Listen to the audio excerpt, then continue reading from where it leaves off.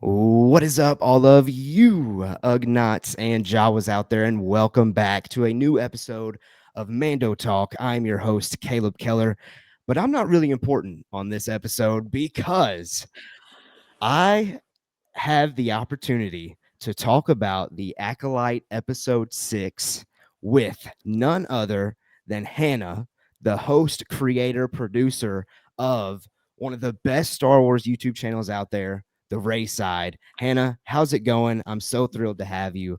Um, Share your thoughts. I mean, Acolyte 6, this Yeah. was wild, wild. Oh, yeah. Well, g'day there. It is such a thrill to be here. I was so honored when you reached out to chat about this episode. And it was just before last week as well, because it was just before episode 5, and we were both saying how insane episode 5 was. Let's Yeah. keep that energy going. And with this episode, my goodness, there was some a lot of interesting information out of this episode. I mean, coming off the back of last week, the intensity of last week, I expected a bit more of an episode that was focused on the exposition and story points. And I mean, we've cut off a lot of the main characters. We've killed off a lot of the main characters for now. Yep. So the story focus is narrowing down. So it was a really interesting episode, and I think there was just so much information that I'm very excited to unpack with you. It's going to be good. Yeah, Yeah. and so we definitely have a lot of information to unpack, but as we always Oh, like to yeah. kind of do, before we look at the episode linearly, we do like to just kind of share non-spoiler thoughts, I guess, like our initial non-spoiler review. I would Mhm. definitely say that so far this was my second favorite episode following like last week's episode. Last week's episode is going to be pretty tough Mm, to beat with the intensity of it because that's mm, just what I was always looking for out of the Acolyte was that villainous delivery that Qimir gave us last week was just yeah. phenomenal. But all of the dialogue in this week's episode still had me engaged, still had me hooked. It just didn't have that action packed moment, I guess, compared to last week's episode. So, still, though, like I'm thinking off Mm, the top, 8 out of 10 worthy, like still very good, very much so loving this story. Are you kind of feeling the same way, a little bit mm. better, or what are you thinking? Absolutely. I think this episode is in the same stride as what I thought this show was going to be.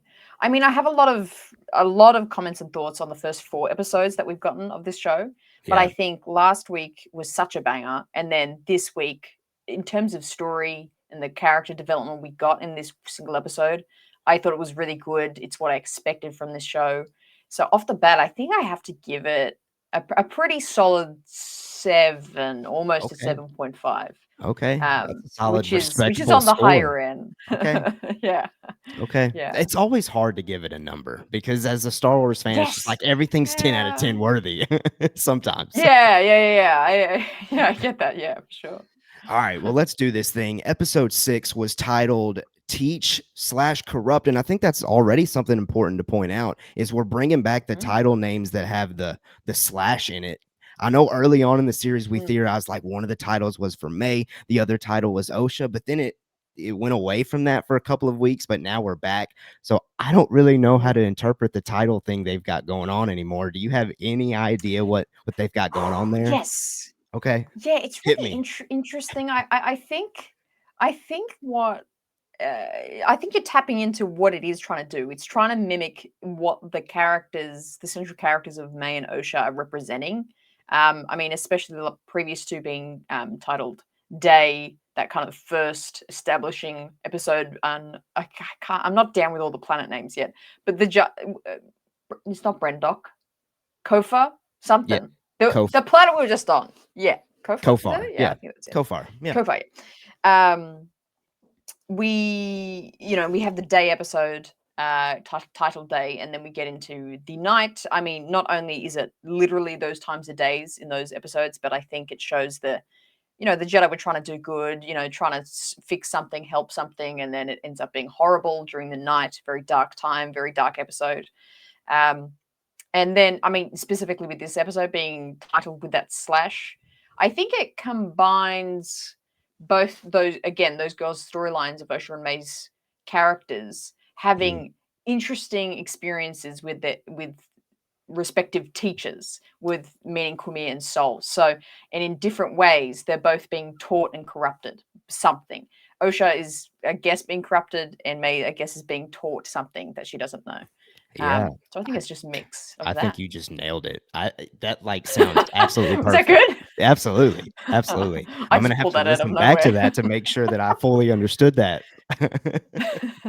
But no, I definitely Yeah. I think we were right. Me and Zach were kind of right early on in the process of getting understanding that they're trying to shed light on both those main twin characters with the title name. But we got a little sidetracked there for a couple of weeks. But I think you just brought us back for sure. For sure. Yes. Yeah. Okay. I think it's back. Yeah. Let's get into the content of the episode then, shall we? Number one, off the Yeah. top, the episode begins with Osha awakening in what appears to be Qimir's homestead. Her wounds have been tended to with a bandage. On the ground is a cute little Star Wars creature that I didn't really know what to call. It just kind of reminded me of a little duck. That was cool. That got me, in the tender feels. In Qimir's bag, Cool. Osha finds a knife that seemingly belonged to Mae, as well as Qimir's non-villainous drip. Osha walks out of the homestead with a knife in hand, and she notices she is on a massive island, seemingly all by herself. And it definitely looks like Octu from the sequel trilogy. And then we get our title card appearance. Immediately, I was locked in with as far as how they set the stage for this episode. It immediately picked up where we had left off, of course.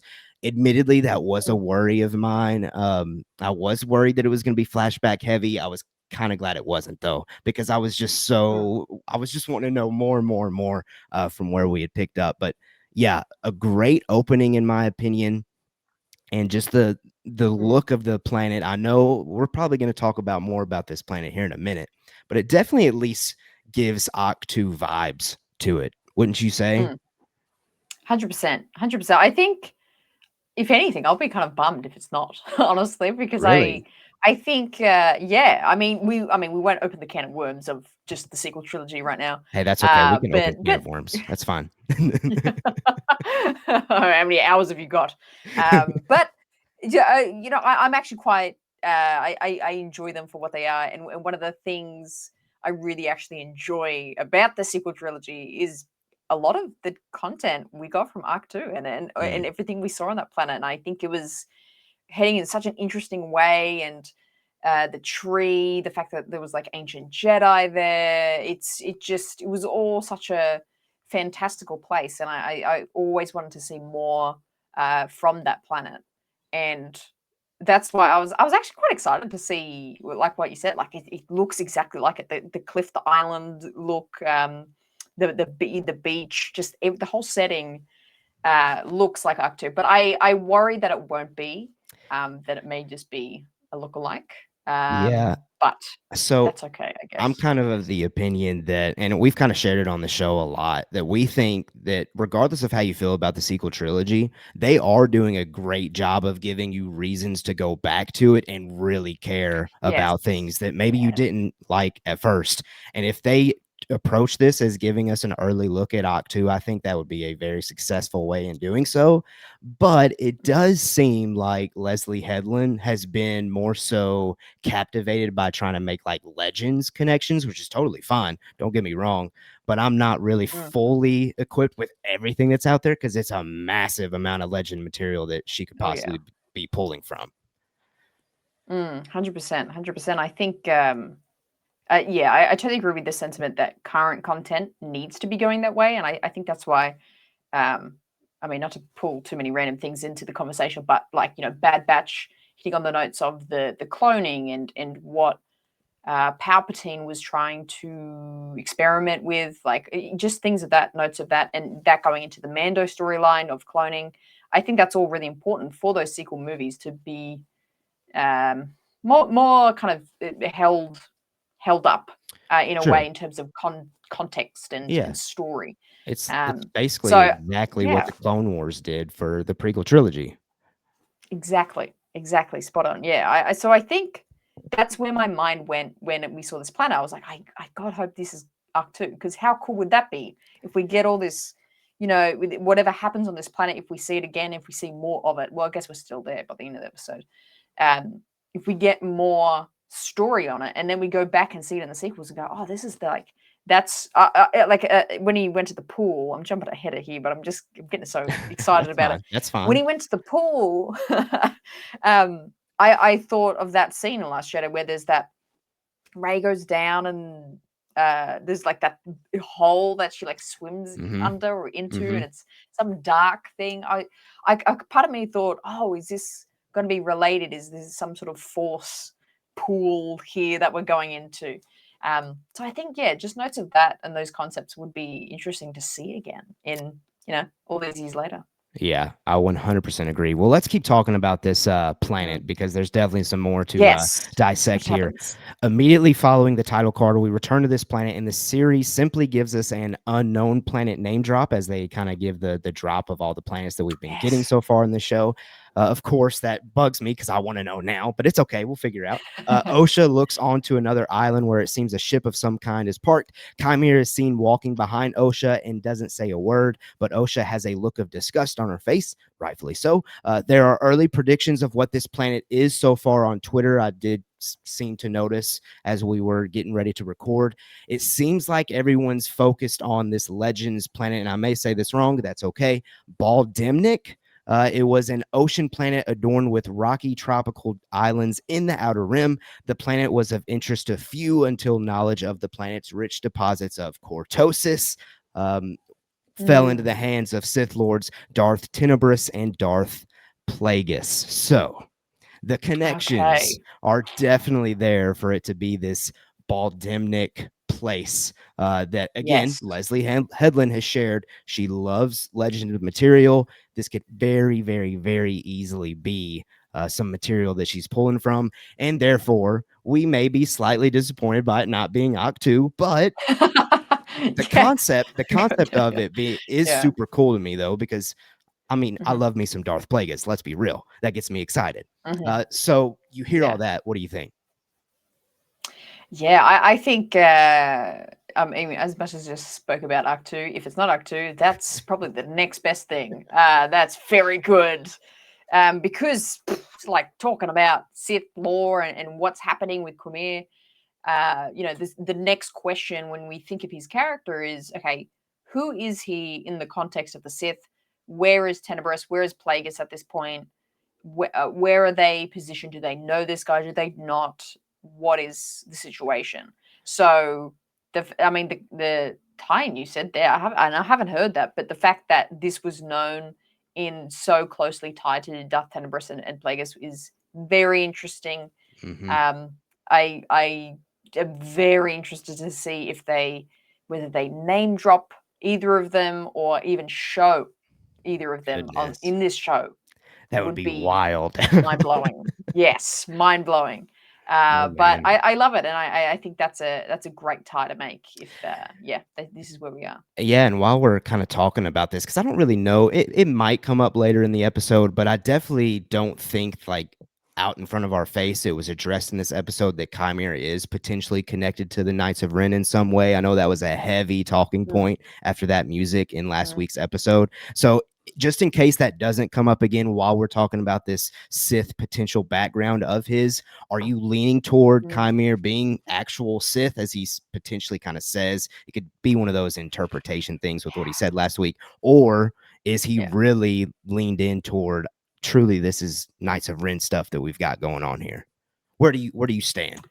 Yeah, it's a really good question. I think where I'm at the minute is I don't think he's gonna be involved with the Sith that is the line of Tenebris, Plagueis, Palpatine. I, Mm-hmm. I I don't think he's involved with that lineage. Yeah, I I think I I agree with do that for think he's sure. tapping. Yeah, right. Mm-hmm.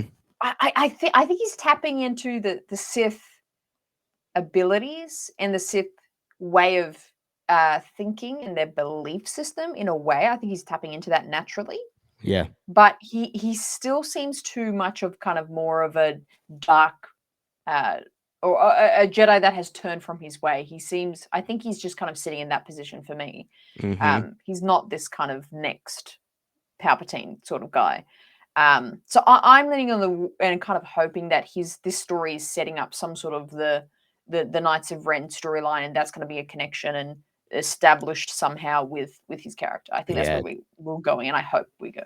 I'm right with you. I'm Yeah, right with you. I mean, yeah, because when you're saying all of that, you could easily replace whenever you were saying Qimir, you could easily say Ben Solo instead. Like the yeah, descriptors, yeah, the personality match is right there, and it would certainly excite yeah, me. It would certainly excite me. yeah, Okay, 100%. let's keep going. Back on Kofar, Sol, May, and Basil lift off, and Sol immediately attempts to contact Coruscant through transmission and declares it an emergency code 0. The transmission suddenly begins to glitch, and the emergency code seemingly never goes through. Sol's facial expressions are insanely well performed as he reflects on the night that has just transpired as he says, "My whole team is dead," but we are led to believe Coruscant was never able to hear it, which later in the episode we actually get a shed of light on that they were able to catch enough Mm, of some knowledge there from Soul that we need to at least go there. But overall, yeah. for this scene, for me, it just, I mean, it's like the 10th scene now where Lee Jung Jae has displayed masterclass performance abilities with this character of Soul. Absolutely. Yeah, I totally agree with you. One of my notes I wrote down personally was just Soul is so well performed. Like he's so well. Lee Jung Jae has just done such a really raw performance for his character, which I think is needed. And there's a moment, I think it will be in a few scenes time. There's a moment another time where I was really captivated by his performance, but by not what he was saying, but what he was expressing with his face and his body Mm-hmm. language was just so well done. Was it Um, the and you slamming can the see. table scene? Yes, yeah, Yeah, it was so around good. that, and he was just like processing, and he was just trying so hard to understand what the hell has just happened. Because Yeah. I think, like us, like we just got introduced to everyone, and not that he was introduced, but like he knew this group of people. He had his Padawan, he had his, Yord. He knew Yord for a long time. All the other Jedi, I can imagine, he probably trained with, worked with, and was around a lot of the time, and that they're just all dead. Like forget the just narrowness of what we see on screen, buying into this character, you can imagine the feeling of loss he experiences. And what I think has been such an interesting thing with Soul's character is that they really introduce the his weakness of emotion, and that he really leans into that a lot. Um, and he's probably a bit too emotional for the Jedi. So I think we really see that displayed here, where he's really feeling the loss of everyone around him.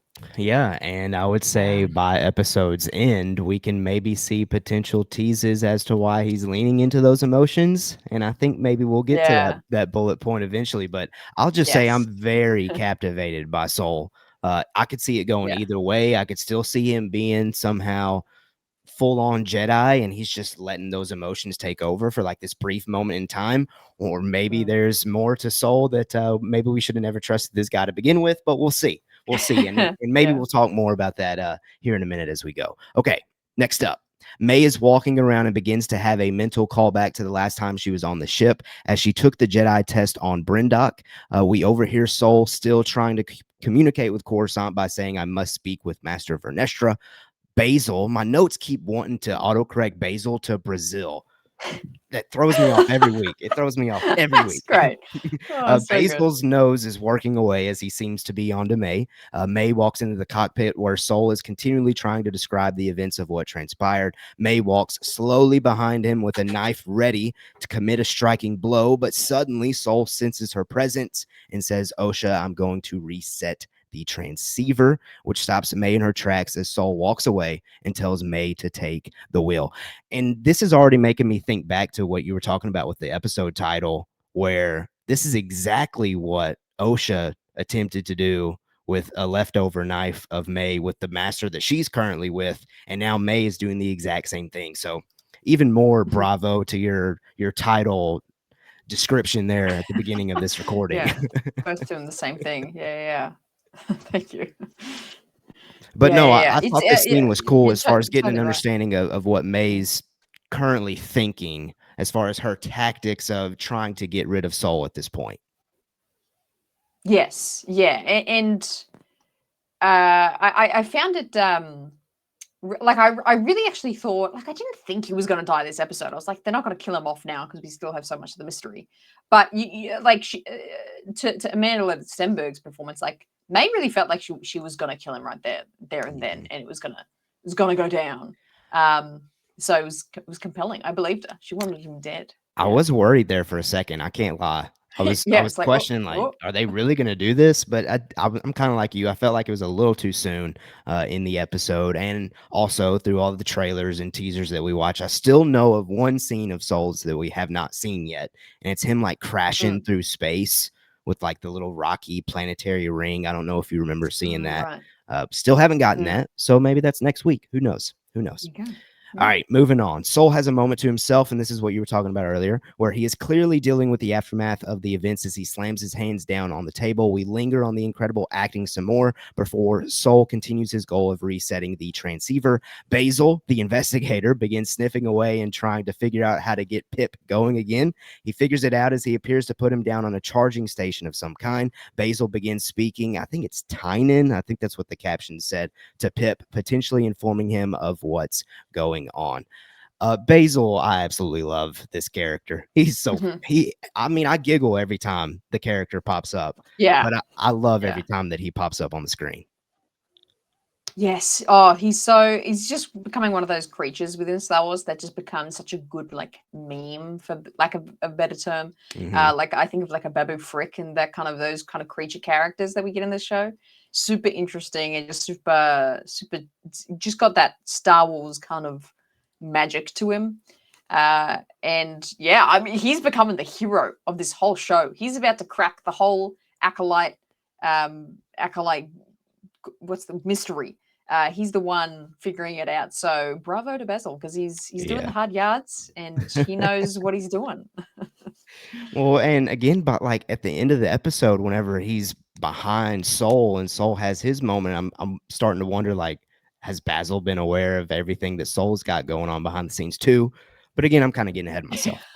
There's a Yeah, lot in he this knows episode everything. that Yeah. definitely had me like very interested in what they could potentially do with these characters. But yeah, Basil, he's a good one. He's a good one. Okay, let's see, where are we Yeah. at? Back on the unknown planet, Qimir approaches quiet, still water, and this is the moment everybody's talking about on Twitter. As Osha follows behind him, Qimir takes off his shirt as we see a marking on his back. Obviously, there's theories running amok right now with what those markings are from, and Mhm. we'll definitely talk about that here in just a second. Then Qimir proceeds to get fully undressed and gets in the water. Osha is still eager to attack as Qimir attempts to relax. Osha spots his lightsaber and begins to approach it. We see Qimir for a brief second give a small smirk, which makes the viewer believe he can sense exactly what Osha is doing. Osha grabs the lightsaber and Qimir asks and says, "How does it feel?" Feels good, doesn't it, to have one in your hand again? I assume you didn't keep your own saber when you left the order. Your stance is good. You should keep your other elbow higher. It allows for a swifter block. Osha orders Qimir to stay where he is. Qimir says he would like to just put his clothes back on if Osha isn't going to join him. Very interesting scene. Uh, the Yes. marking on the back is definitely, it caught my attention immediately. Just a small, subtle hint of there is more to this character than meets the eye. And Mm. I love the fact that he's already trying to establish this master apprentice relationship with Osha whenever he's giving her lessons of how to hold the lightsaber since it's been so long. And then another Mhm. thought that I had was, do all Jedi get rid of their lightsabers when they leave the order? I don't know, but I guess Osha did. Yeah. Where do What you did you put it? think In the of bin? this I scene? don't know. Who knows? Who knows? Yeah. Yeah, who knows? Yeah, really interesting scene. I think it was just one of those scenes where there was so many like quiet moments and you had to really Hmm. read into the pauses and what wasn't being said, as opposed to what was being said. But yeah, like you, I think the scar caught my eye immediately. Um, and the first thing I thought of actually is that I know, I mean, from the Plagueis novel, that Sith Lord masters, they're not super kind to their Padawans. What do you call them? Padawans? Apprentices? Maybe that's a better Yeah, word yeah, yeah, yeah. for the Sith. Yeah, yeah. They're not that kind, and they put them through grueling training. And my first thought is maybe his Sith master was like super like brutal with training up Qimir. Maybe that's where this is from, and we're gonna get more about maybe like Qimir might talk about his master. But again, I think I don't know if this is jumping ahead, but my money is now on the bet that his Jedi master, who I think will be Vernestra, she has what we call a light whip, and that is a very large whip-looking scar that he has. Yeah, no, Yeah. I think I'm right there with you on that. That I think it's definitely from the light whip, although I did not consider it in the light of like this is Sith training. I was considering it in the light of like he did something wrong and he attempted to kill her. Or sorry, she attempted to kill him. Not like a Yes. training Yeah. kind of scenario where, like you said about the Plagueis novel, which I haven't read, as far as the brutality of the training between the two. That's an interesting Right. idea, though. I don't know which one I prefer Yes. now. Hmm. Yeah. I would I probably be I okay think with they either will go way, do the honestly. burn. Yeah. Yeah. 100%. So do they 100%. like burn intentionally to like just inflict pain to make them like think? Yeah, well, they just Or like it's kind of that thing where they just I'm forgetting. There's like all these examples of it, but they just put them, they starve them for like 40 days and just be like, oh, see if you can handle it, kind of thing. yeah. So it's Huh. just known for their training is brutal. So I was like, oh, is this like a Okay. tenebrous kind of thing to do? Okay. I could Yeah, see it going yeah, either way there then. Because I yeah, was yeah, thinking that maybe, and again, we're getting ahead of ourselves, and that's totally fine. We're just naturally letting the discussion flow. Um, I was thinking like Vernestra got mad at Qimir during training, like yeah. shunned him, and they maybe fought, and he has a scar from it. And then Vernestra saw the potential of Soul, and then that's kind of where we're at now. Um, Mm. but yeah, I kind of like interesting layers Yeah, to yeah. this. I Interesting layers. I do think they'll go down the Vern route though, Hmm. because she's been brought in, I think, very specifically to this show.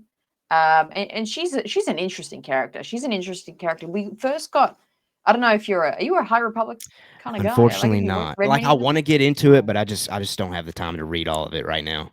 Yeah. There's so much. There's so Yeah. much. There's a lot quickly. Oh my god. And to be fair, I've only read like a handful of High Republic books, Mhm. and what I have has they have been very good. And one of the books that is out is called A Test of Courage, Okay. and I think it's a young what do you call it, like a young reader's book. Yeah, Like yeah, yeah. it's not that big. Young It's like adult? more advanced than a chapter Okay. book. Young adult maybe, I don't know. It's pretty small. It's a very easy read. And that was Venestra's first her character like introduction. She's like a Padawan, like an older Padawan at that point. Mhm. Um, and she within that book, they even dabble with this how she handles emotion, and not only her own but her peers around her, where she had an experience where a close peer kind of went to the dark side, and she was confronted with that of what that means of turning away from the Jedi and the power that can have, and saying no to that power because you want to choose the Jedi way. Hmm. So that I mean that's in canon that she's been faced with that very closely. So in this show, it made me think like she kind of knows firsthand how capable you can be as a dark side user. I wonder if she this very weird story we're getting here where did she whip her Padawan essentially? Like we're like, is that the Yeah. story? Like why did she do that? And so Mm. I do think they'll go down this route because it's a very interesting one. It's a very complicated one, but I think it'll be Man. cool. Yeah, and I was hoping that you would have some knowledge on Vernestra because isn't she Yes. like, how old is she? Isn't she, like, At at extreme? at this point, she's like 100, like Okay. over 100 years So old right she's now. seen some Yeah. things. So she could definitely be Yeah, going yeah. down some dark side thoughts, to Yes. say the least. But I Yes, didn't know if perhaps, there was yeah. anything out there that was conflicting of anything in the High Republic novels or comics that would say, like, there's no way she would be a secret Sith Lord or something like that. But it sounds like the No, potential's well, there. yeah. Yeah, I don't with my thought of her character is that I don't think it'll be a secret. I think she just has some negative thoughts that Okay. she will at some point she has acted upon. And she's been like choosing to kind of deny that the Jedi might not be the right way in her perspective, perhaps. Mm. But she's kind of been denying that. But maybe in the past, she's acted upon it a little bit, and maybe the Qimir is an example of that, where she's kind of acted on her own anger and emotion and lashed out in a way. Yeah. Yeah, but she's posed as a good person and she has good morals, but I think that there's a layer of a kind of anger to her, and at times, kind of that's how she's All right. described. Well, that's very cool then. I'm interested to see what happens to Vernestra Yeah. as we move forward. Yes. Okay, let's keep going. Qimir seems to read into Yeah. Osha's mind as he says she is wondering if it's honorable for her to kill him like this, as it is justified in the heat of battle, but a few hours later it becomes vengeance. Qimir says he can't read her mind, but that Osha's anger betrays her thoughts. Osha begins asking questions as to why she is still alive and why Qimir brought her there. Then she asks if Qimir killed Sol and Mae, and he tells her the truth and says no. Qimir finds it interesting that she asked about Sol first, though. We then get more hints that Qimir really wants a pupil when he says a special relationship, isn't it? Master and pupil, as he begins to walk off. Again, very much so, this episode is establishing that Qimir wants Osha to basically join him. He's very much seeking Yeah. that rule of two, and I think later he refers to it as Mm. power of two in this episode. And I feel like that's kind of Mm. what this scene was for, but also in the fact displaying that Osha really loves Soul, so much so that she views him first and foremost above her own sister, twin sister. Mm. Interesting scene. Any thoughts that you've got on that one? Yeah, I think I agree with you that they established well what Qimir wants out of this, and he wants this acolyte. I mean, he said it in last episode as well, where he says I want an acolyte, and then in this Mhm. episode, kind of just reinforcing that, saying that the power of two. I think that's cool. I think we're establishing that nice and clear. He's just a classic evil guy that just wants an evil apprentice. I think that's sick, and that's kind of refreshing, for me at least, because I think a lot of the villains we've had recently have been complex in a good way, but it's been very like, oh, they're almost light. They got to turn, and they turn again, and it's Yes. been very like on the fence kind of villains, right? Hmm. But Hmm. but Quimir is just like he's just a bad guy. He's just a Yeah. bad dude. Just want to kill Jedi. Like even when she's like, "Hey, why did you kill everyone?" He was just like, "I just wanted to kill them. I just wanted to kill the Jedi, get rid of them." Yeah. Which I kind of love. Yeah. So yeah, I like that they established with this with him, and it makes sense. He's out to try and convince Osha to be on his side now, which I think is cool. Yeah. I feel like he has been quickly and out of nowhere just in the past 2 weeks so well written. Like in the first 4 episodes, like he was just a cool Mm. character, I guess, but these last 2 so well written and he really plays the Mm. villainous Unreal. role Yeah. so well. And also they are writing it in a perfect way to where you can see an angle of Qimir believes his way is the right way. Like he thinks the Jedi Mm. are the villains and he thinks he's a hero, but of course, we get to see it, both sides of the fence, and we get to understand that, obviously he's practicing dark side material and Mm. practices and what he does. But I just love villains Mm. where you can tell that they just believe in what they do so much. And yeah, Qimir has Yeah. just really grown, especially this episode too, with all the dialogue that he was given to share. Just really enjoyed it. And this was Mm. just kind of the kickstart between all the dialogue that he gives us. Absolutely. Yeah, I All totally right, agree. here we go. Back to Soul. We do a lot of cutting back and forward in Yes. this episode. Yeah, it's Soul's good though. ship docks safely onto the hyperspace rig. I didn't really know what to call that, but it reminds me of those circular hyperspace rings in the prequels. Soul looks at Mae and suddenly hugs her, thanking her for saving him. He tells her that Qimir corrupted her sister and that he pushed him to a dark place. He then apologizes. He says it is time for him to make things right and face the High Council to tell them everything. Mae questions what he means by everything, and suddenly the conversation is interrupted by a clear transmission before it goes away again, and the entire ship's power cuts off. Soul asks if Mae wants to take a look, and she says to give her a couple of minutes. Now, I will be honest. in this scene, as I was watching it for the first time, before I knew anything that came later, I was thinking in my mind, how does Soul not know that this is Mae? Because we still have that marking on the forehead that Osha does not.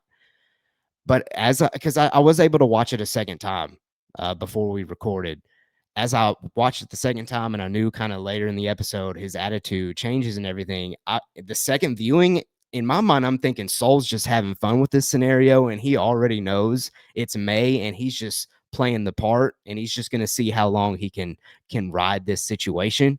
I don't know if I'm interpreting that correctly or if he truly does still think that this is Osha in these moments, but if he does, I'm questioning his forced connection, if you will, I guess, to not be able to decipher that it's Mae. Mm, Do you think that he knows and he's just mm. playing the part? Yeah, I think for this scene, because I knew this was a bit of a contentious point that people was criticizing. Hey, how can he not tell so far? Mm-hmm. But in my opinion, I think the context of the situation, he's just lost every Jedi he came here with. And that we see, I mean, we've already mentioned the two really kind of poignant scenes where he's really just reeling from that and trying to absorb that. I Mm-hmm. think naturally from the overwhelm of emotion, he's going to be super blinded through the force. Like That's a great I think he point. can't really access the force. Yeah, so I'm under the impression he just can't at all think clearly right now. But we get later on. I mean, he finally does identify, but it makes sense when he does do that at that point. And to me, it made sense that he didn't actually notice straight away because, Okay. again, like I said, I think he's just super blinded by the intensity, the trauma of everything. I think, and just trying to process what's going on. Of Yeah. course, I didn't believe he would know straight away. That's fair. Yeah. And again, another view that I didn't really consider. I also Mm. also another thing though that keeps getting me is we keep getting these teases of, oh, I'll tell you all about the night on Brindock, and then something pops up where he can't finish his statements Right? on the It's night like, of just Brindock, tell and it's us. driving me Come, crazy. come on, come on. Just But tell us, Dan. that's what Yeah. TV is designed to be. It's supposed to give us those little Mm. trinklets of information to keep us coming back each week. But the problem is we are now in a culture of we're used to the binge model where we got to know Yeah. now. Instantaneous. Tell us the answer right now.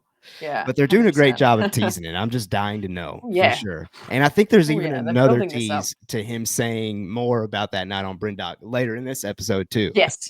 Yes. Yeah, there's Ah, it even drives me more. crazy, but I Yeah. get it. I get it. All right, we go back to Coruscant next. Vernestra is having a conversation with a senator named Chewant. I don't know if that's a character that's in the High Republic. Maybe. I don't think so. Okay. I'm not familiar. Not Okay. familiar. It just kind of seems like this scene definitely played to, if you're in the know of like political landscape of the High Republic novels and comics, that maybe you know these characters. But anyway, maybe not. Mm, Anyway, this mm, Senator Chewant is talking about Senator Rayencourt continuing to gain support. Chewant believes his colleagues in the expansion region will vote in favor of an external review of the order. Vernestra says Rayencourt has never been a friend of the Jedi, but she worries his fear has convinced so many. Chewant says a review should not cause for alarm. The Jedi are always transparent with the Senate.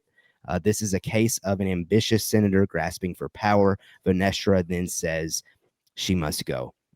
Okay, the line mm. of the Jedi are always transparent with the Senate got me because immediately I go back to the prequel trilogy where they weren't very transparent with the Senate. Things got crazy. We had the fall of Anakin Skywalker, therefore Darth Vader, the Empire, yada yada Mm. yada.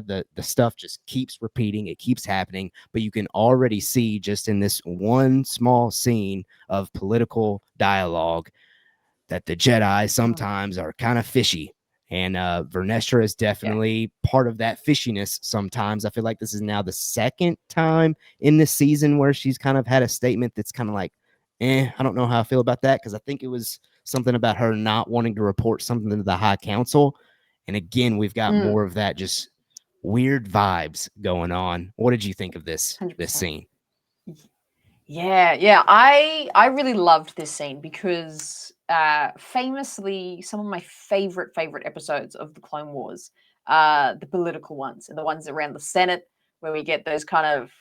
Some people think they're a bit goofy, but I love the Senate murders, that arc, and I love it, all the political episodes of Clone Wars, and this just gave me that kind of whiff of nostalgia of like, yes, let's build up why the political landscape within Coruscant and the Senate building and the Jedi Order being involved is so like wrong, and they've done it wrong, and it's so messed up.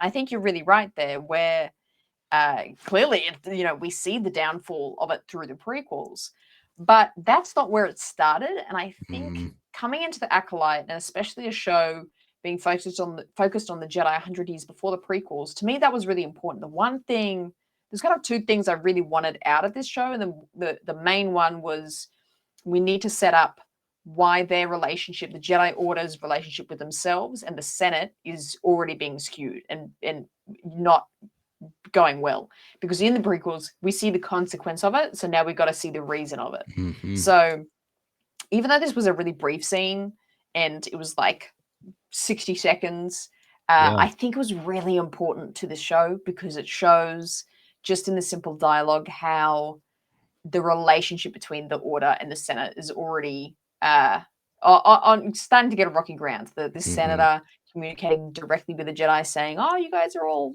so nice and transparent with us all the time. It's okay."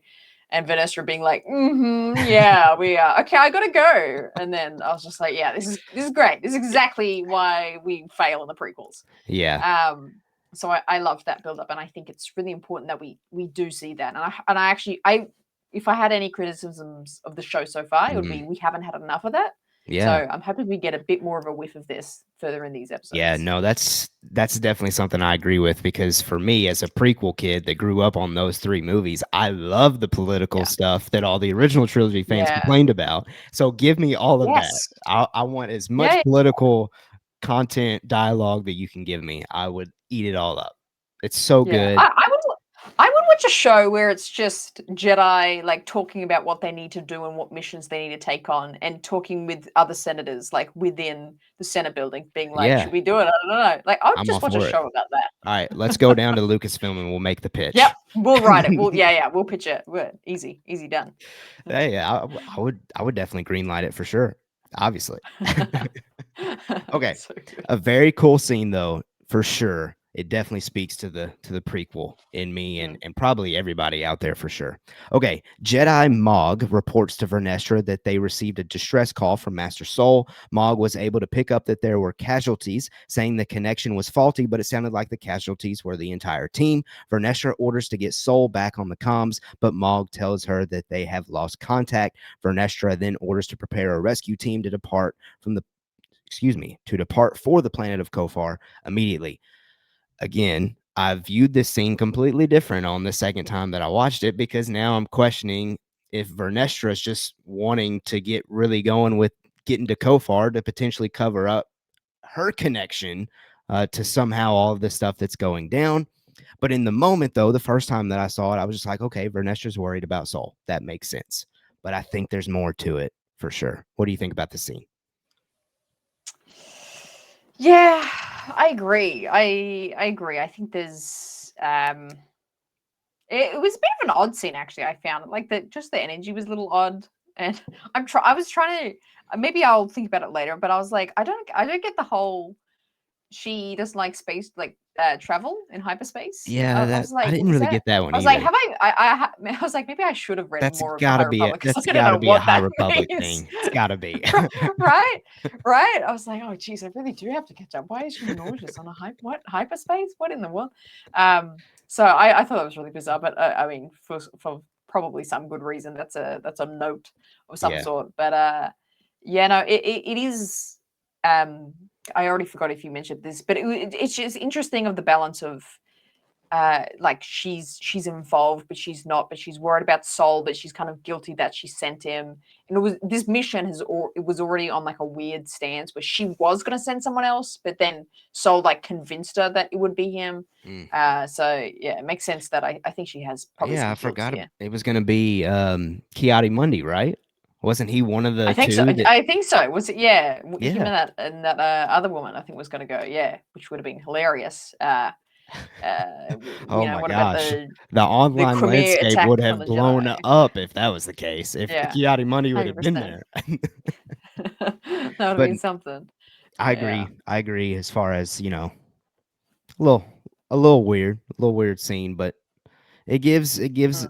at least an idea of Vernestra's Yeah. potential plot with all of this. And it's again TV show material giving you the little hints that maybe there's more than meets the eye. Okay. On the unknown Absolutely. planet, Qimir reveals he was a Jedi a long time ago, so long ago that Osha has never heard of him. Osha questions why he brought her there, as Soul is going to be able to track her down through his connection in the Force. We can then begin to see Qimir attempt to manipulate Osha to the dark side, essentially by saying it's really her ability to connect to the Force that gives Soul the power to do that. He then tells Osha to start swimming if she wants to make it to the ship, or she can wait for the tide to go down. Osha decides to stay with Qimir. Again, another really well written dialogue scene of establishing what Qimir is all about. And that's simply he's going to say whatever he needs to say to get Osha to stay there so he can get his acolyte, like you had reminded us, as that's a dialogue that he's now mentioned 2 or 3 times Mm, in the show. And I guess Osha's up next. Osha could be the next acolyte. mm. Very interesting, though. I was thinking when he says he was a Jedi a long time ago, I was wondering if like he had the ability to slowly age compared to other humans Yes. in the galaxy. Do you have additional thoughts on Yes. that? Yes. Well, I don't know where this thought will go, but I'll say it anyway. Okay. Because I did note that comment when he said he was like, I'm really old. Uh, I just thought it was an interesting emphasis. I'm like, I, I feel like we got to note that for something. Mm-hmm. We got to understand that he's really old. We really need to know that as the audience. It made me think of two things. It made me think, I wonder. There are some species out there that can change from an alien to a Mm, human looking that's a person. good point. Good point. Um, I wonder if he's some sort of changeling that can live for a long time. Perhaps that this is how he's presenting right now.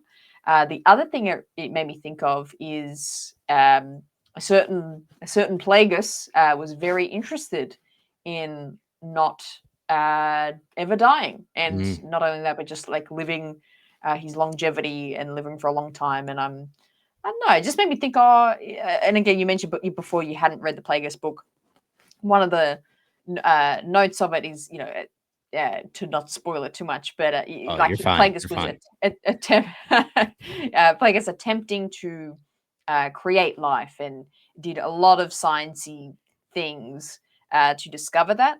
And I wonder if perhaps Quimir could be some sort of product in connection Mm, to Plagueis, that he was one of his failed attempts to live forever, but maybe he just lives for a long time, or, mm. or something like that. But that's very deep, and I'm getting quite abstract there with that. But Oh, I love it. I just feel like there's some I feel like there's some reason why we needed to know that.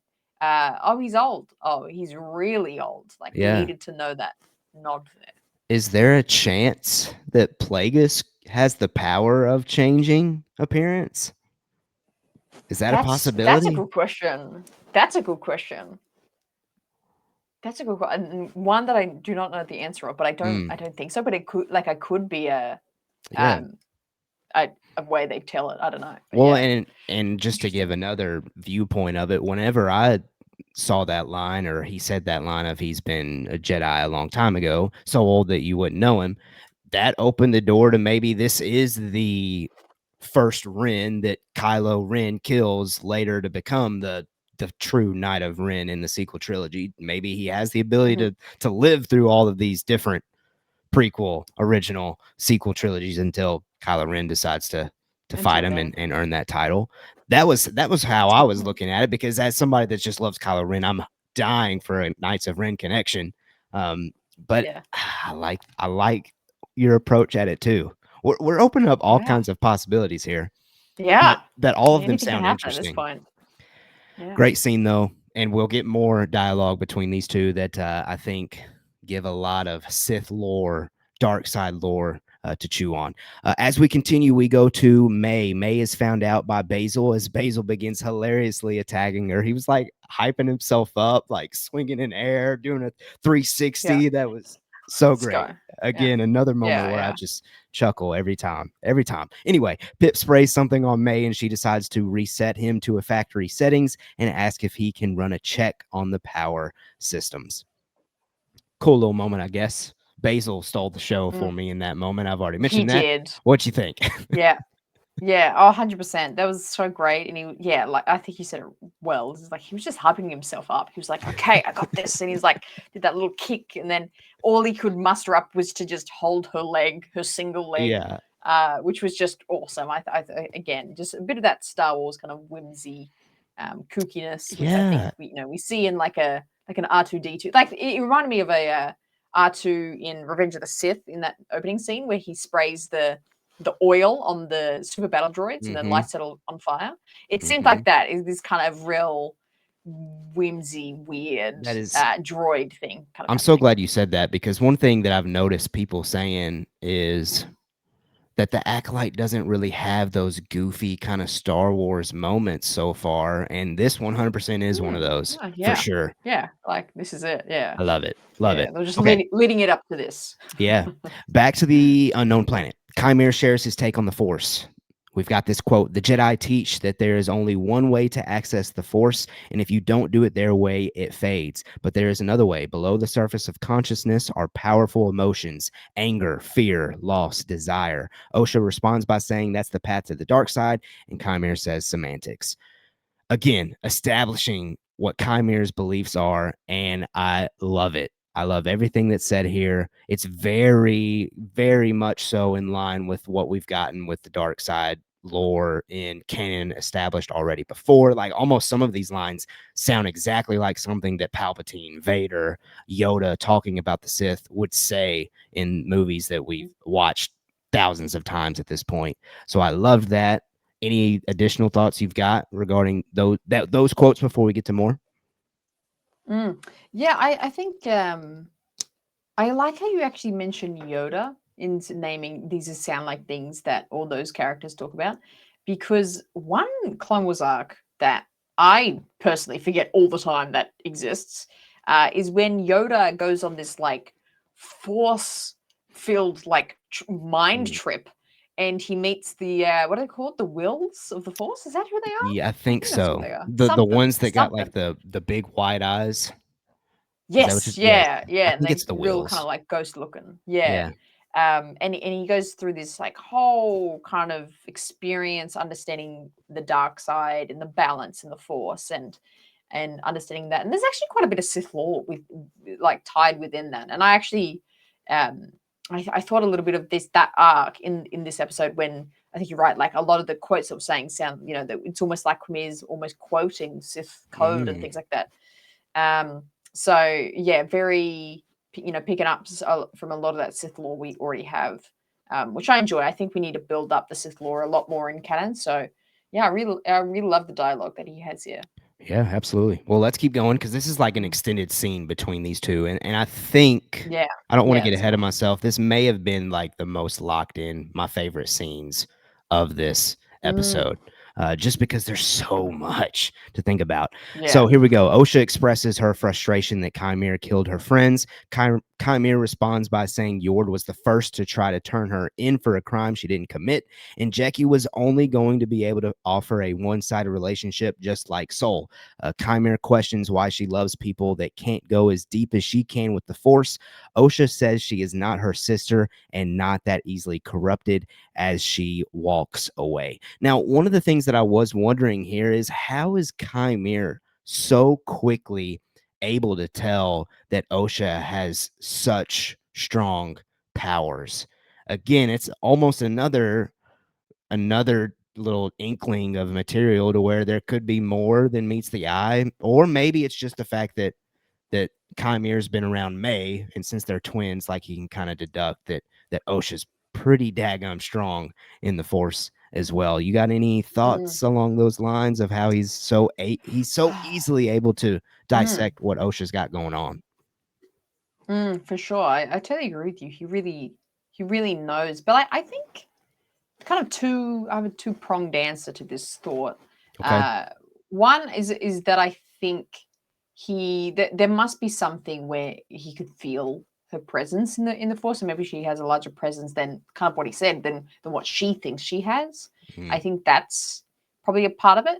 But also, I think there's an element, and especially with the dialogue between these two, where Qimir kind of really trying to relate to Osha, being like, "Oh, I've lost everything too. I've had hard times too." That kind of relatability, I noticed it's very similar to some of the conversations. I don't know why I keep quoting Clone Wars today, No, you're but good. I think the conversation between Ahsoka and Asajj Ventress in Ahsoka's like leaving the Jedi arc, where uh, they're on different sides of the Force essentially, but they relate to each other because of their experience. This is a very similar thing where Osha fundamentally is against the Sith and doesn't like the Sith and doesn't agree with them. Or I say Sith, I just mean kind of dark using Jedi Yeah. Force user. Yeah. Yeah. But Qimir really plays on trying to relate to Osha and say and use all those things like I mentioned of saying, oh, I've been there too. I've had hard times too.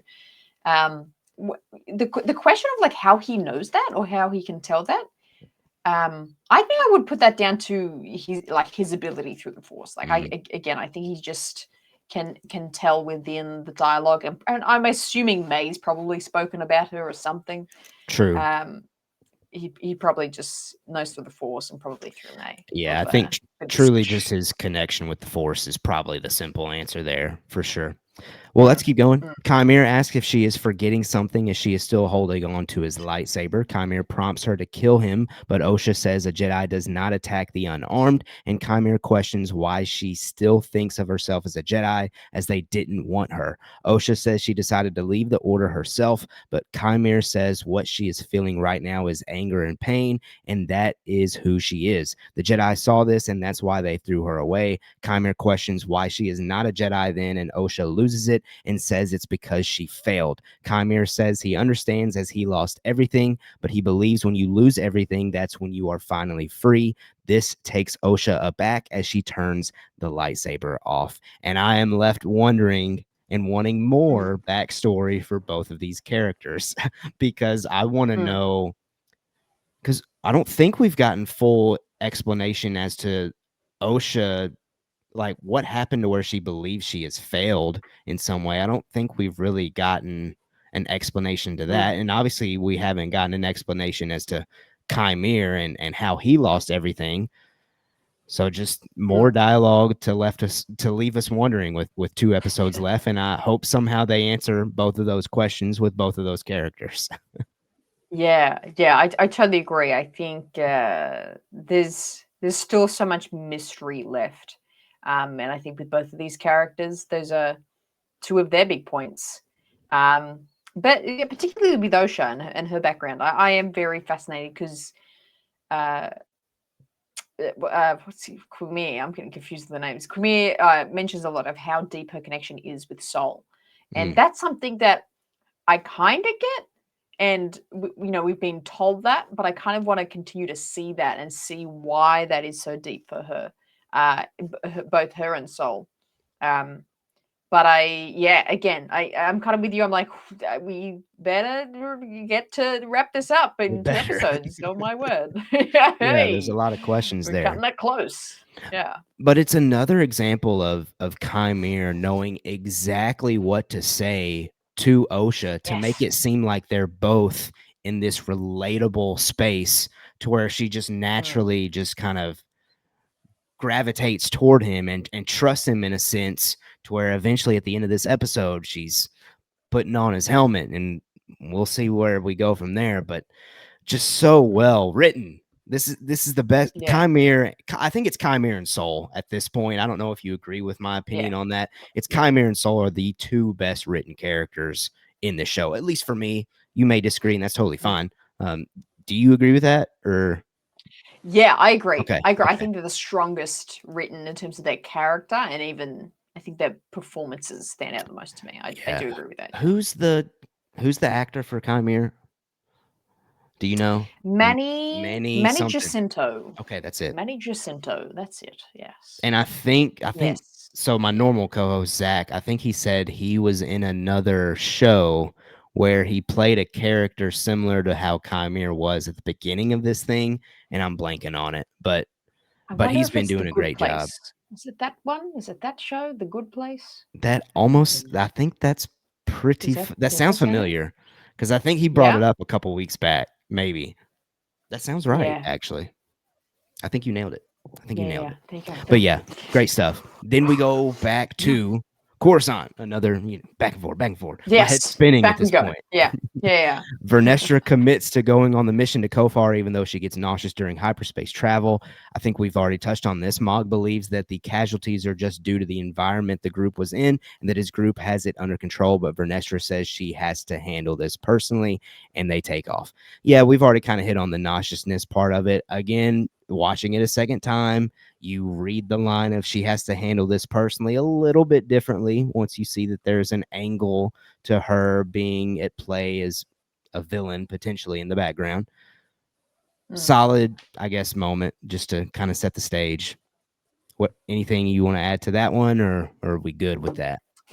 It's pretty straightforward, that one. It's just Yeah. like, yep, here we are. Not much to dissect except the whole nauseousness part of it. But there's people out there that Yeah. know it's gotta be something that's in a Yes, novel. right? It's gotta be. Right. What does that Because like I've mean? never even It's heard, caustic? I don't have they know. in Star Wars, have they ever addressed like personal sicknesses that they deal with the No, character? no. I didn't think So so. bizarre. So bizarre. I think it's also Other than like like out of 3PO. everything. 3PO hates What happened to flying. Like 3PO? he doesn't like flying. Oh, yeah, true, true. But I That's a good mean that's a point. I droid, was like, so it's different. droids get nauseous? Yeah. Um, the Blue Shadow virus. That was a cold in the Clone Wars. You can catch the Blue Shadow virus. You Okay, remember that okay. one? Yeah, yeah, You yeah, look yeah, yeah, like, yeah, yeah, yeah. yeah, yeah. But anyway, It's yes, been a while since random, I've rewatched. random. I need to rewatch Clone Wars. Like I rewatched Come Rebels on, yeah, so hardcore to get ready for Ahsoka, so all of yeah, that stuff is like pretty fresh. But it's been a while for Clone Wars. Been a while. yeah. I love But that. I love it that. seems like this show is as more as it connects to the prequels. It's going to be right up my alley to revisit the Clone Wars very soon. Very soon. Okay, Exactly. let's go back to Soul Ship. Mae shares it should be 5 minutes until the ship is up and running again. Soul questions how he could not sense the villain's true intentions when they first met him on Olega. And Soul, you're reading my mind because that was a question that I asked a few weeks back. So I'm glad that that was addressed. Mae says when you really want something, it can cloud your mind and you see what you want to see. Soul discusses how he notices the way Osha loves Pip, even though he is just a machine. Mae says she has always been like that, even when she was little, and she shares that she had to lose a lot of herself in order to become a Jedi. Soul says he is sorry for her feeling that way. Mae then asks if Soul has told her everything that happened on Brindok. Again, this is like the fifth time. Soul says she was very young at the time, and Mae says she is not now and that he can tell her. Suddenly, the power is back on, so we get cut off from getting that information. Mae walks away into the cockpit and begins to attempt to communicate through transmissions, and suddenly Soul stuns her. Soul says, "Oh, Mae," as he looks onto her lying on the ground. A Jedi tells Soul to leave his transponder on as a rescue team is on the way. Soul turns it off, which had my jaw drop because I was like, what the heck are you doing that for, Soul? And he jumps into hyperspace, avoiding the group of Jedi just in time as the Jedi land on Kofar to begin their investigation. A lot of stuff happened there. My big question Mm-hmm. is in that conversation between Soul and Mae. And again, this is rolling with the idea of maybe Soul hasn't pieced together quite yet that that Osha here is Mae, if you're following with me. Mm, What mm, happens in this conversation where it clicks for him? That's the yeah. first question that I have. Or is it simply the fact of after Soul stuns her, you can see Basil right behind him, and maybe Basil somehow let him know because Basil had already Mm, figured it out. Do you mm. have an idea on that?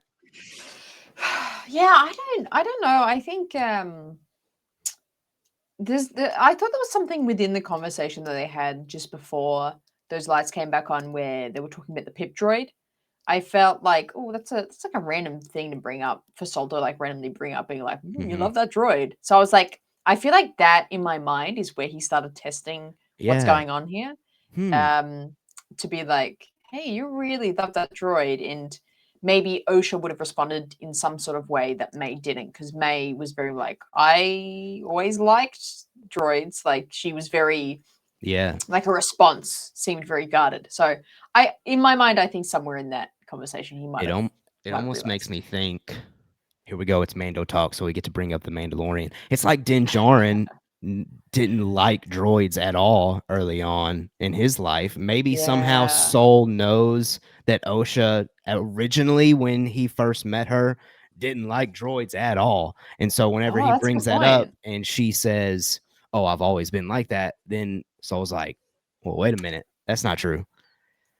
Interesting idea. Yeah. Interesting idea. But Yeah. again, I That could still be it. think I still think on a second watch, it's possible that Soul has already pieced it together and he's just having fun with the scenario to see how long he can make this go. You just, yeah, I'm dancing just with it. not Yeah, yeah, yeah. trusting Soul anymore. I don't know if I'm alone in Yes. that thought. I I'm not trusting no. anybody. I haven't trusted Soul since episode 3. I mean, obviously we see Really? him that yeah, yeah. Everyone's been Wow. like, "Oh, he's like the next Qui-Gon. He's the Yeah. great, nice Jedi that we need." No, I have not bought it for a second. I'm Wow. like, yeah, he's nice right now. He's like saintly right now. But I think he is like, even to the point of like, I think, what if he's the Sith Master? Like Ooh, that's how I think he's covering something up, because it's yeah. just weird. It's It's at just play. weird. Yeah. And I Yeah. mean, him So jumping into hyperspace as soon as they're showing up, like red flag alert. There's something going on. yes. Yeah. Yeah. Because what has gone down um there's something he has decided that, like, it'll be pretty hard to go back to the Jedi Order, honestly. Like, with what's happened, all these Jedi have died. Mhm. He like is in this entangling with Osha and Mae, and finding this Sith Lord. Um, I feel like it would be very hard for him to go back to the Jedi Order and just Mhm. be like, "All right, well, that was a tough one. Next assignment." I don't think that's how it'll happen. So, I think maybe he's realized, okay, I might have to go on the run here. Like, I might have to Mm. not only just. I don't think it was just he didn't want to chat to them right now. I think it will be a permanent. He doesn't want to go back to the Order Yeah. from I this mean, point. that would certainly explain. I know there's been premature complaints about the Jedi Order can't figure out that there's a Sith out there that breaks canon. Yeah. That would be an easy Mm. way to avoid that whole scenario, though, is Soul's just not going back. So how are they ever going to hear about it if the one guy that survived it, well, and Mae and Osha don't return to the Mm. Jedi Order to share said information? Or again, Mm. there's still that other angle of, if Soul's been part of this dark side brewing in the shadows all this time and he's just been able to hide it, then there's another angle of, there's no way the Jedi would ever know, because in maybe their eyes, Soul died out there and they've just never been able to find him again. The Yes, possibilities are endless. exactly. Yeah, yeah. I think that really makes sense. If he never links up with them again, I think they will just chalk that down as, oh, something bad happened there, but we won't bring it up again for Yep. hundreds of years. Yeah. Yep, 100%. All right, here we See ya. go. We go back to the unknown planet. Qimir is repairing his helmet. Qimir expresses that he made a mistake with Mae, as he believes she wanted the same thing he wants. The thing is the power of two. So obviously that is a interesting connection to this concept of rule of two that has always been there in the prequel trilogy, and before that with Legends material that was written prior to then. Osha then asks where he got the scar on his back. Qimir says he got it from someone who threw him away. Osha asks if it was his Jedi Master, but it doesn't respond. He discusses his helmet being made of cortosis and how it is handy against lightsabers and a sensory deprivation headpiece like they had used as younglings. It blocks out all of your senses, so it's just you and the Force and what you bring with you. Qimir tells Osha to try it on. Osha says she doesn't trust him, and Qimir says, nor should you, but you should learn to trust yourself. Another scene that I absolutely loved because I love the little dark side lore implications that are Mhm. mentioned in between the lines. Anytime that Qimir is speaking, I it's very interesting that Qimir uses the phrase youngling, so that definitely makes me think, okay, he surely has Yeah. had to have been in the Jedi Temple then, if he knows that they've used that material in their Jedi Mm. Temple youngling training.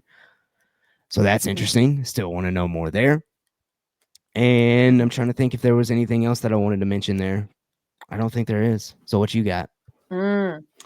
Yeah, yeah. This scene I love, and it proves how I totally agree with you. It proves that yeah, he definitely has that Jedi background, knowing that word. But then also just the way he sets this up, it's super manipulative. And it's very Sith-like to just be like, oh, it's okay. Like I'm not trying to do anything bad. I'm just gonna walk out here for a moment, and you just see if you want to try that bad boy on. Like it's super Sith, like just the Mm-hmm. kind of manipulative way. Like as much as he's trying to convince her to be his apprentice, he's not doing it by force. You know, you think, oh, evil guy, he's just gonna like torture her until she agrees. Like that's not how Sith kind of do it. If you think of Palpatine, he didn't force Anakin. It was a long term Mm-hmm. convincing of trust, and you could trust me. I'm not going to hurt you. I'm going to help you until they do believe that. And I think that's what probably will happen here. I think Qimir is really going to build up Osha's trust here, and we see it in that scene being like, yeah, you just take this away. Yeah, I'm not trying to hurt you. I don't want to do anything. I'll just be out here. Like super, super I'm gonna Sithy. leave the helmet over Yeah. there. You can go play with it here in a minute whenever I'm gone. Yeah. Yeah, yeah, yeah. It reminded me of I don't know if you've ever seen on social media those videos of like a parent with like a young kid or like a toddler, and they like leave like some candy on a plate and say, "Hey, I'm gonna go in the next Mhm, room, but mhm, you don't eat this candy mhm. until I'm back."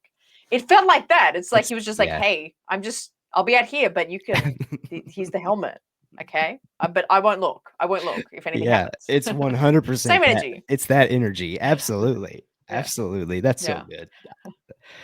Oh, man. Well, I think the only other thing that was in that scene, but I think we kind of talked about it already, was the scar on his back and how, like, the Oh yeah. the the line that he says of, um he got it from someone who threw him away, which I think that's Mm, kind of the similar dialogue that Osha had said, or maybe that Osha and Qimir were just exchanging back and forward whenever she kind of has her moment where she ignites the lightsaber, where Qimir is basically saying, like, the Jedi Order threw you away. So it's almost like, again, he's yeah. connecting to his own personal experience to where his Jedi Master threw him away. So therefore, that's where that mark came from. I think Mm, that's kind of where it's headed. But we mm, shall see. We shall see. And I think we had yeah. already talked about the potential, the possibilities of that mark earlier as we were discussing. So I think we're good there. Mm. Other than that, Yes, I agree. I feel like we've covered that scene. Okay, here we go. Next up, on Kofar, the Yes. group of Jedi come across all the dead bodies as they decide to show Jecki and Yor just laying there on the ground. That was unnecessary, if I'm being quite honest. It got me right back in the feels as far as last week's episode of both of their deaths. And maybe Yeah. I'll revisit that idea here in just a second. And I kind of want to gauge how you felt about that because obviously I didn't have you on the show to talk about last week's episode. We'll talk about that Hmm. in a minute, but here we go. Let me keep going. Then Vernestra sees a group of Jedi and can sense lightsabers clashing and screams.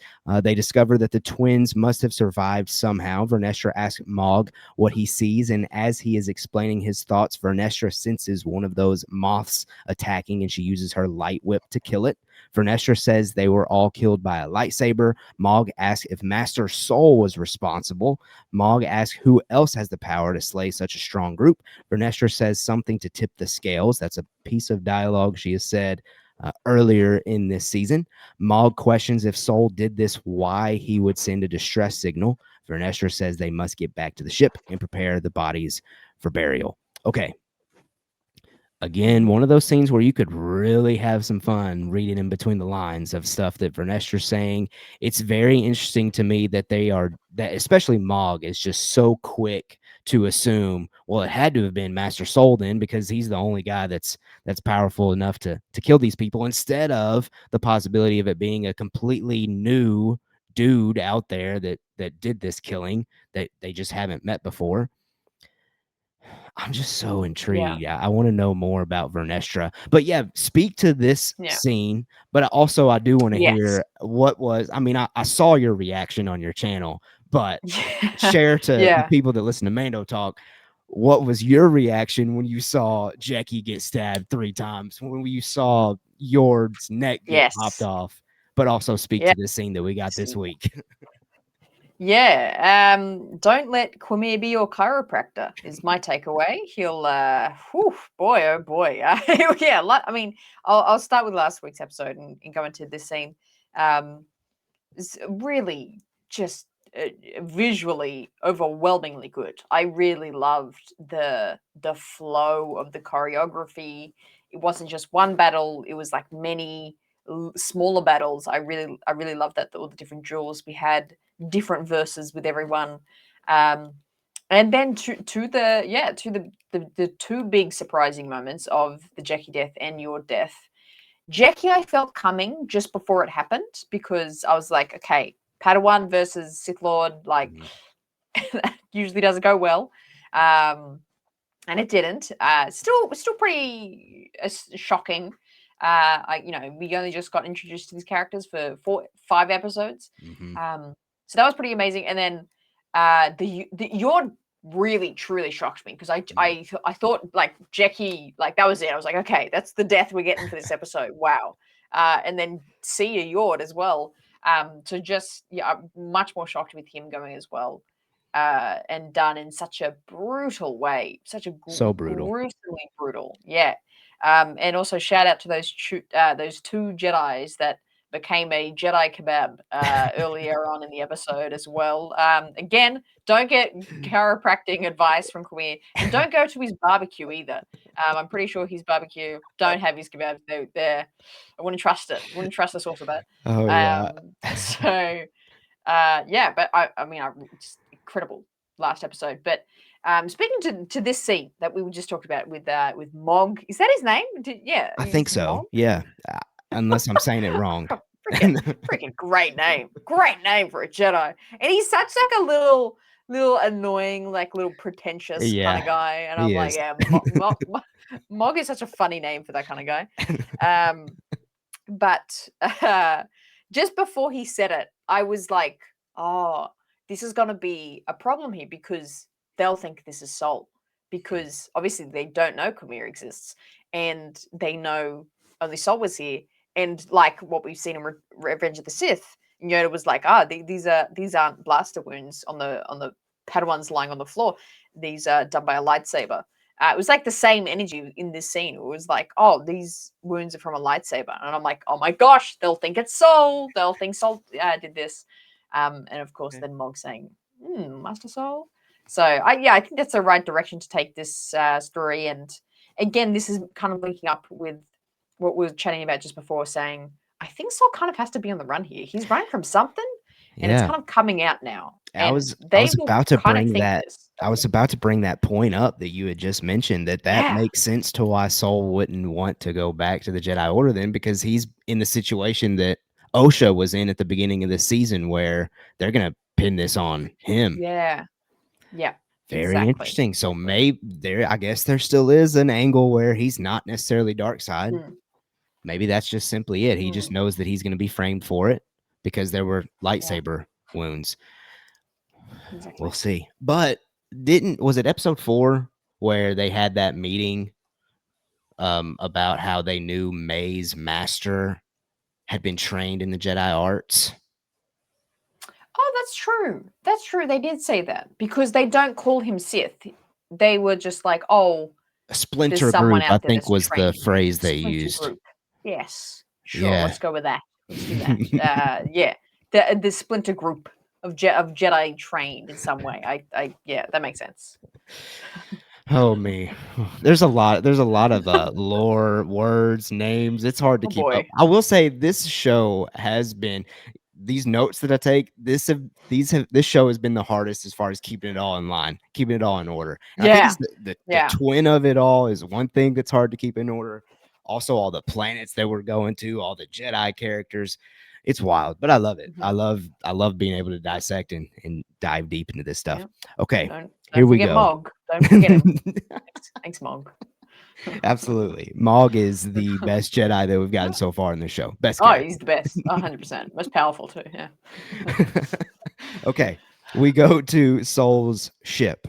Mae wakes up and realizes she is restrained. Soul is looking at her and says he has no intentions of harming her. Mae says to let her go. Soul says he will, as they have a lot to do, including needing to find her master and saving Osha. But first, they are going to talk. He has had 16 years to think about what he would ever say to her if he ever got the opportunity. So she is going to listen. And again, masterclass performance of acting by Lee Jung Jae, because this is very eerie in his delivery, and we can easily see the dark side possibilities coming out of this guy. And it's also very important to note that for 5 episodes, Soul was voicing the opinion. Well, I guess not 5 episodes, 2 episodes, because then that's when he found out Mae was alive.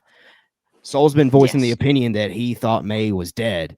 Well, clearly, him saying he has had 16 years to think about what he would ever say to her if he ever got the opportunity is verification that he knows she did not die, in my Yes. opinion. That's a that's a fantastic point, actually. He's That hiding makes a stuff. lot of sense. A He's whole lot hiding of sense. stuff. Yeah. Yes. Yes. So this is coming back to my point that he's always been shady. He's always been sort of weird. But Yeah, you're that's a right. great point to bring up. I think yeah, why would he plan what like he didn't say he could have said what I would have said to you if you were still alive. Like he could have Mm-hmm. said that. But when I get the opportunity, I think yeah, the word Mm-hmm. opportunity he uses. Yeah, he knows that she did not die that night. Um, This is going to force shady me to go stuff. back and rewatch all of these episodes to try to read between the lines. So, with everything that Soul has said, Yeah. so Yes. suspicious. I think we need to. We need to. 100%.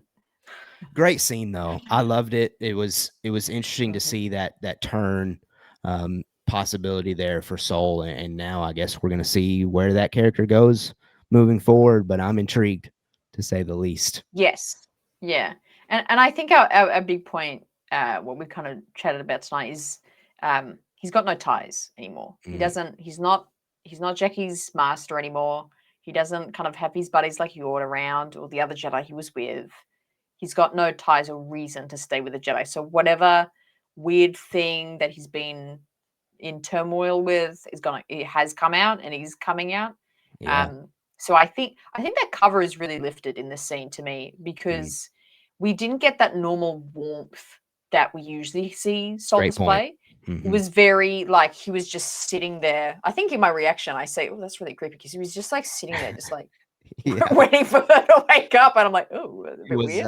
Um, Kylo it's Ren just like energy in The Force Awakens when Rey wakes up and he's oh just there. yeah. Yeah, it's just like, oh, good morning. Thanks. Great to have you here. Awesome. And he was weird. He was really weird. He was like, okay, all right. And then he's like leaning over Uh-huh. Mae like she's like Frankenstein. And he's just like, okay, Yep. let me tell you what He's happened. like Um, yeah. tapping on the desk or whatever table that she's laying Yeah, on. yeah, the little, yeah, yeah. Yeah. Man, It's weird. So I think we're gonna see his true colors next episode, I think. yeah, it's surely next episode, because next episode's like the penultimate. It's the one before the finale. Exactly. We've got to Exactly. get Yeah. the flashback moments then, right? Yes, Because we yes, still and have the main yeah, yeah, yeah. it's The main thing I've Kelnaka's heard stuff, Torben's yes, stuff. Like we haven't Kamaka. seen any of that.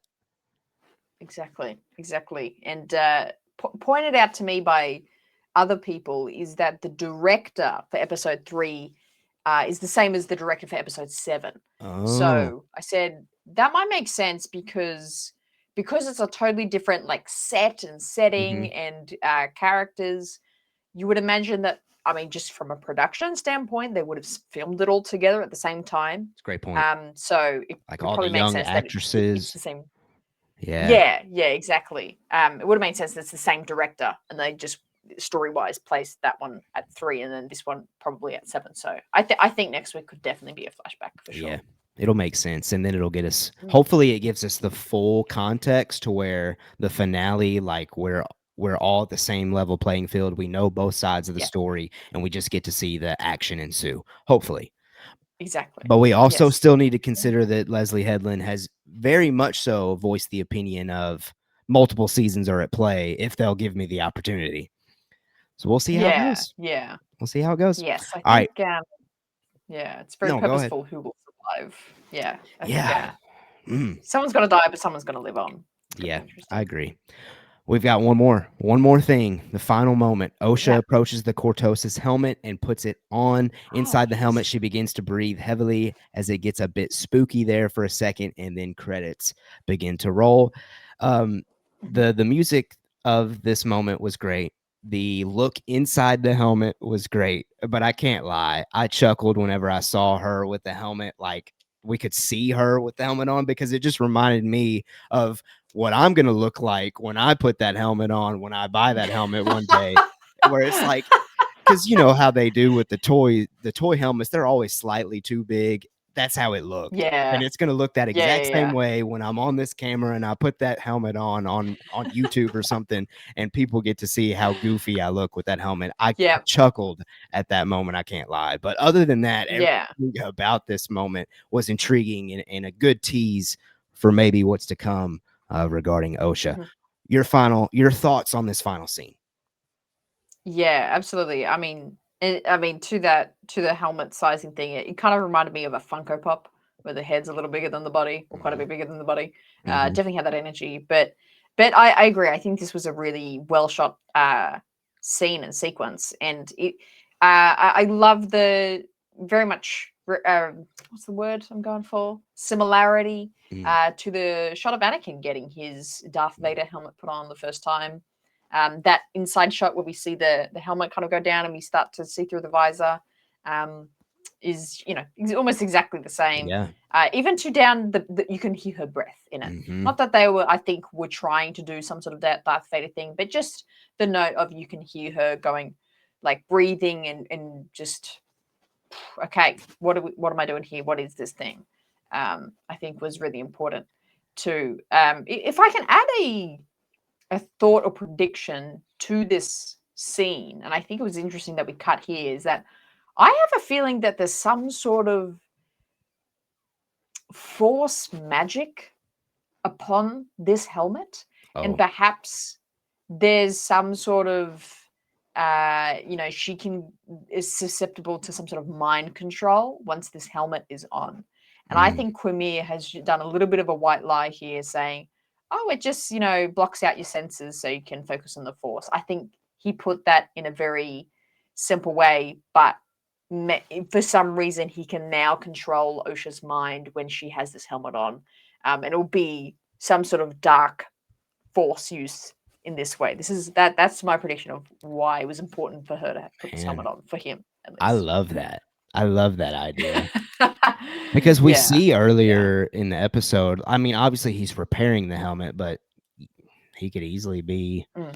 making sure that it's going to do that whenever she puts it on. Yeah, Um, yeah. and I mean, I it think so. lingers on it for a good extra seconds there to make you Mhm. think Osha is about to potentially do some really dark things. We'll Yes, see. exactly. And that's where we Yeah, left off for with. I sure. will say though, it's very impressive how skinny those eye slots are that Qimir was able to do everything he Yes. did last week. Oh, yeah. It's like, how do you fight with this? Like, are you kidding? I wouldn't last a day as a Sith. I'd be like, I cannot see any shit through this. What the hell? Yeah, Where are you? Where are you? Yeah, 100%. unreal. I don't know how he Like does it. inside Unreal. the Darth Vader helmet, like I can see the practicality with that one. Yeah, The you can Mandalorian see. visor, like I can see the practicality behind that one a little Yeah, bit. That yeah, one's not as good as Vader's. Kylo Ren, I yeah. would put that on the same platform as Vader, but this one, man, Mhm. it also Sheer makes you number. think maybe when you put that helmet on, the Force kind of takes over your movements a little bit too. I don't know. Yeah, There could be all kinds of something there with that. There's yeah, something all there with kinds that. of Yeah, ideas there. Well, there you go. There is our breakdown. We really went deep yeah. We looked at every single scene. We talked about every single possibility, it seems like. Could Osha go bad? Could Soul be bad? Could Vernestra be the bad guy? Like everyone, I'm just not Mhm. trusting a single person Yeah. at this point. I'm very intrigued Mhm. with where this story could go. As far as predictions go, I think I've at least kind of alluded to it. I think next week's definitely going to be the flashback. I think there's got Mhm. to be a moment. I would say probably in the finale. I still think Soul is going to have to die. I think, Mhm. and just leave the two twins and Qimir alive potentially for a possible season 2. I don't know yet. I haven't fully dissected that one out, but is there any like final Mm. prediction you feel the need to throw out there before we wrap this episode? Yeah. I mean, I'm I gotta I'm take advantage of you very being here. Let me tell you my life story with Star Wars. Well, I think for final predictions, I'm actually totally in agreement with you. I think Soul is probably going to die in the end of this show. I think that's where we're going to end it. And the kind of cliffhanger, I think, lack of a better term, and I think what Hesley Ledland, Leslie Headland. Jeez, and this is where this is clearly as far as I can go with a podcast. Jeez, um, her comments of wanting to do further seasons. I think if that was to carry on with the story, that Qimir would be the one to carry that story and thread on and what he's doing and what he's trying to do. So I definitely think Soul will be the one to die, honestly. I Yeah. agree with you there. And probably one of the twins. I think either Osha or May will die. Yeah. Perhaps May. I can't figure out which Yeah, one it's gonna be though, but I have definitely felt like it's gotta be one of them, I think. yeah. One of them's got to go. Yeah, for Yeah. sure. But yes, we shall see. But yeah, apart from that, I just hope it has a nice punchy ending for us for this show. Same. Yeah, Absolutely. I agree. yeah. All right. Well, that wraps up our breakdown. And Hannah, I am so thankful for you coming on, talking this Mhm. much with me. I didn't realize we were going to go this long, and I appreciate you going this long with me. Yeah, Uh, I know. I mean, Absolutely. I'll go ahead and say it before I pass it back to you to say kind of your plugs and let everybody know where they can find Mhm. you and get your thoughts on Star Wars moving forward. You're close to 5,000 subscribers on YouTube, right? I'm so close. Yes, I'm right. I think I'm 66 away even, the special Star Wow. Wars number. Wow. There you Yeah. go. Well, listen, if Yeah, you're yeah. somebody on Mando Talk that's listening to this podcast and you're not subscribed to the RaeSide, let's get her to 5,000. Definitely before the Acolyte ends because she deserves it. As I've said, she's one of the best out there, and it's extremely impressive of how quickly you've kind of gotten those big numbers, and I think it's well Yeah. deserved. But thank Thank you you. so much for coming on. I'll pass it to you. Appreciate it. Plugs, mentions, anything that you want to say before we get out of here. Absolutely. No, yeah, I super appreciate it. The kind words to yeah, this is my passion. I love doing this. I think like many of us doing Star Wars content these days, we just started off as kids talking and being obsessed with Star Wars. And the fact that we get to do this online and meet people is so exciting. So thank you so much for having me on. I really appreciate you asking me on. And yeah, you can find more the RaeSide content at the RaeSide. That's RAE side. A lot of people think it's because of Ray Skywalker, but it's just my name. RaeSide is my literal last name. So you can find me there at the RaeSide on Twitter, YouTube, Instagram. Those are my 3 platforms. Always covering the shows and all the Star Wars stuff in between as well. So that's where I am. That's where I'll be. All righty. Well, I'll definitely be continuing to check you out, and good Thank luck you. with everything. And Appreciate it. hopefully, we can just check in with each other as we go through the For sure, Acolyte, man. see Absolutely. how it Yeah, goes. yeah. Just again, thank you so much. Until next time, though, I'll go ahead and say my plugs. Check out the YouTube channel. We're trying to get to 500 subscribers. Subscribe to that if you have not done so already. Apple Podcasts, Spotify, you can check us out on those platforms as well. Twitter is the main social media, as well as TikTok, I guess, at Mando Talk on both of those. And yeah, you can hear more thoughts from me, Zach, anybody that's part of the Mando Talk crew. It's a whole slew of people on those platforms, and I would greatly appreciate your support.